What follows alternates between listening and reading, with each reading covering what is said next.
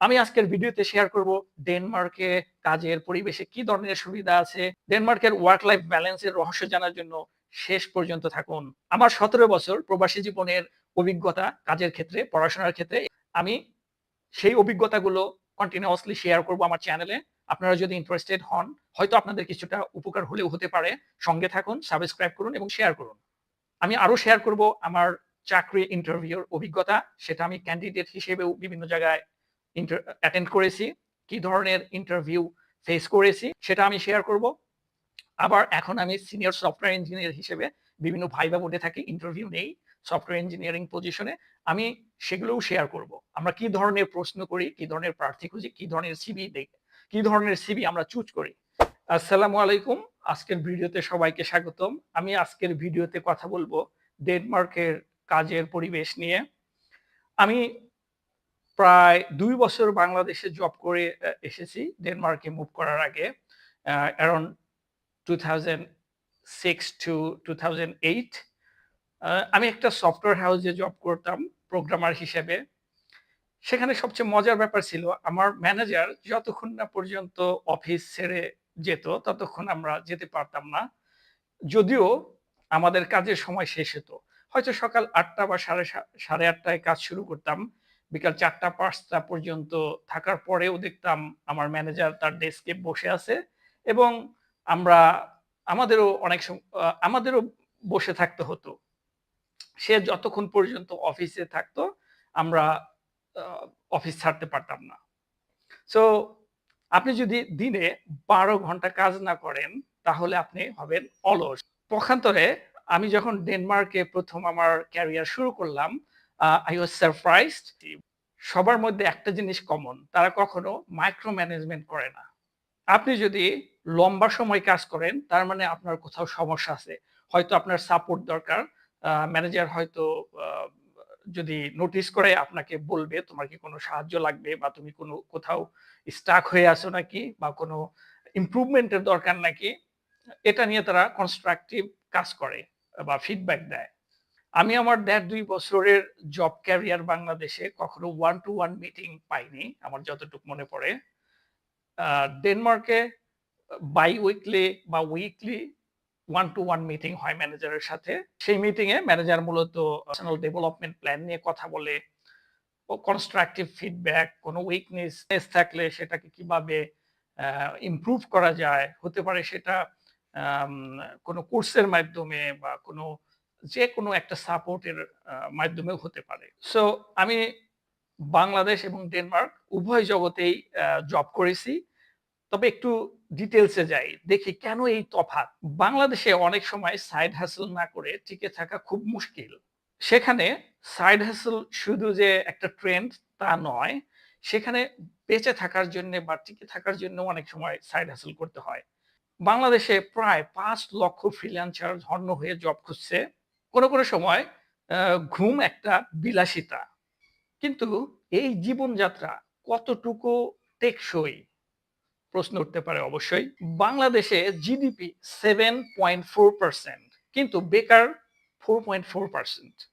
77% freelancer তারা emergency savings থেকে জীবনযাত্রা খরচ করে। আবার তাদের 45% ফ্রিল্যান্সারের সেভিংস $500 এরও নিচে। আমি এই তথ্যগুলো শেয়ার করলাম বিভিন্ন সোর্স থেকে। আপনারা চাইলে ভেরিফাই করে দেখতে পারেন। হয়তো একটু এদিক সেদিক হতে পারে। এখন আসি আমরা ডেনমার্কে। ডেনমার্কে যদি কেউ নতুন মা বা বাবা হয় তাহলে ৬ মাস পেইড ছুটি পায়। এমনও ঘটনা আছে বাংলাদেশে একজনের বাচ্চা হওয়ার ৩ দিন পরে অফিসে যেতে হয়েছে এবং তাকে ডাক্তারের সার্টিফিকেট দেখাতে বলা হয়েছিল। ডেনমার্কের কাজের ক্ষেত্রে মূল মন্ত্র একটাই আর সেটা হচ্ছে ট্রাস্ট বা বিশ্বাস। ম্যানেজার আপনাকে ট্রাস্ট করবে। কেউ আপনাকে মাইক্রো ম্যানেজমেন্ট করবে না। আপনি কাজটা করে দিতে পারলেই হবে। কেউ আপনাকে ঘাড়ের উপর উকি দিবে না, নজরদারি করবে না যে আপনি কি করছেন। কেউ আপনার চোখে চোখ রেখেও কথা বলবে না। আপনার উপর বিশ্বাস আছে আপনি কাজটি শেষ করবেন এবং তারপর আপনার জীবন উপভোগ করবেন। আপনার যদি কোনো অ্যাপয়েন্টমেন্ট থাকে আপনি অফিসে জাস্ট ইনফর্ম করে অ্যাটেন্ড করবেন, কোনো সমস্যা নাই। নাম্বার ২ আপনার বাচ্চাকে যদি স্কুল থেকে আনতে হয়, ইমার্জেন্সি কোনো সিচুয়েশন হয়, আপনি যেকোনো সময় যেতে পারেন। আমেরিকা থেকে আমার এক কলিগ এসেছিল, আমার মনে পড়ে। সে যখন জানতে পারল ডেনমার্কে আমরা 5 উইকস ইয়ারলি ভ্যাকেশন কাটাই, তবু আবার পেইড, সে অনেকটা সারপ্রাইজড হয়ে গিয়েছিল। প্লাস সরকারি যে ছুটি আছে সেগুলো পাবেন। এখানকার মেন্টালিটিটা এমন, সিইও মানে আপনার মনে হতে পারে চিফ এমপ্যাথি অফিসার। এখন মজার প্রশ্ন, এখন আপনি জিজ্ঞেস করতে পারেন আপনার অফিসে ওভারটাইমের নীতিমালা কি? আমরা ওভারটাইম করি না এখানে। বাংলাদেশে আপনি ব্যস্ত মানে আপনি গুরুত্বপূর্ণ। আর ডেনমার্কে আপনি সুখী মানে আপনি প্রোডাক্টিভ। কি ঠিক বললাম? চলুন ডেটা দেখি। এখন আমরা ৩ টা ম্যাট্রিক্সে কম্পেয়ার করে দেখব বাংলাদেশ এবং ডেনমার্কের সাথে। প্রথম ম্যাট্রিক্সটা আমরা যদি দেখি, ওয়ার্কিং আওয়ার, আপনি সপ্তাহে কত ঘন্টা কাজ করেন? বাংলাদেশে আপনি প্রায় ৪৮ ঘন্টার উপরে সপ্তাহে কাজ করেন, রাইট? পক্ষান্তরে ডেনমার্কে আমরা কাজ করি ৩৭ ঘন্টা। দ্বিতীয়ত, আপনার ম্যানেজার আপনাকে কিভাবে ফিডব্যাক দেয়? বাংলাদেশে অনেক ঘুরিয়ে পেঁচিয়ে ডিপ্লোম্যাটিক, অনেক প্রবলেম। ডেনমার্কে ফিডব্যাক পাবেন সরাসরি, আপনি 1 to 1 এর মাধ্যমেও হতে পারে এবং প্রয়োজন হলে ইনস্ট্যান্ট একটা মিটিং এর মাধ্যমেও হতে পারে। বসের ধরন বাংলাদেশে অনেক হায়ারার্কিক্যাল, মানে চেইন অফ কমান্ড, রাইট?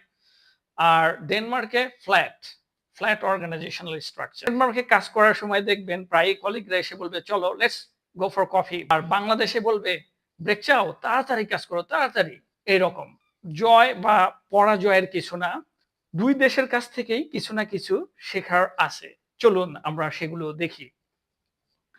এখানে ডেনমার্ক থেকে বাংলাদেশিদের কি শেখার আছে? গুণগত কাজ গুরুত্বপূর্ণ। আপনি অল্প সময়ের ভিতর কিভাবে গুণগত কাজ ডেলিভার করতে পারেন সেটা শিখতে পারেন।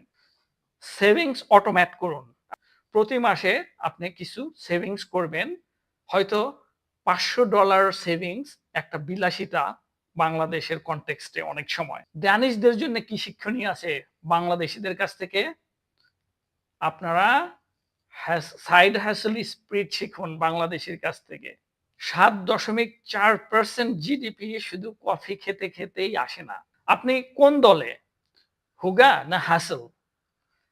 একটু বলে রাখি, ডেনমার্কে হুগা মানে রিল্যাক্স করা, বাংলাদেশে হ্যাসেল মানে সাইড হাসল, কিছু বাড়তি ইনকাম, এই ধরনের একটা ব্যাপার।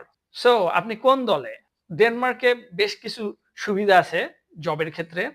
আপনার বাচ্চাদের যদি স্কুল থেকে আনতে হয় সেক্ষেত্রে ফ্লেক্সিবল, আপনি জাস্ট শুধু ম্যানেজারকে একটা মেসেজ ড্রপ করে চলে যাবেন। আর একটা সুবিধা আছে, আপনি বছরে 5 সপ্তাহ পেইড ছুটি পাবেন, প্লাস সরকারি ছুটি যেগুলো আছে সেগুলো পাবেন। লাস্টে কিছু ব্যক্তিগত অভিজ্ঞতা শেয়ার করব, সঙ্গে থাকুন। জিটিইউ থেকে মাস্টার্স করার পর যখন প্রথম জব শুরু করলাম, তখন অনেকটা আমি সারপ্রাইজড হয়ে গিয়েছিলাম এখানকার ওয়ার্কিং কালচার দেখে। কারণ এত ফ্লেক্সিবিলিটি আমি লাইফে বাংলাদেশে কখনো পাইনি।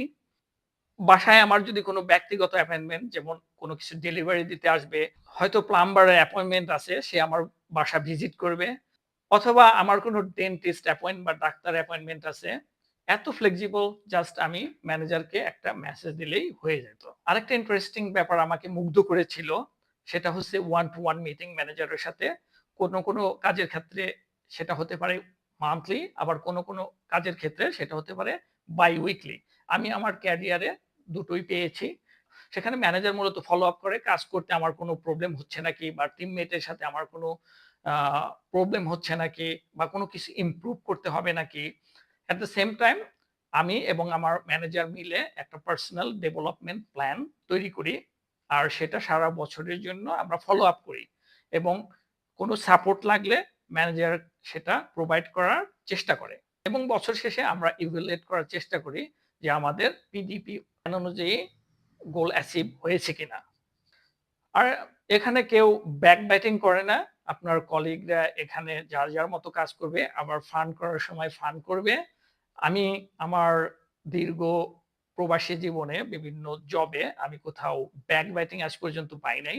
বাংলাদেশে যেটা খুবই কমন। ডেনমার্কে ওয়ার্ক লাইফ ব্যালেন্স একটা আকর্ষণীয় বিষয়।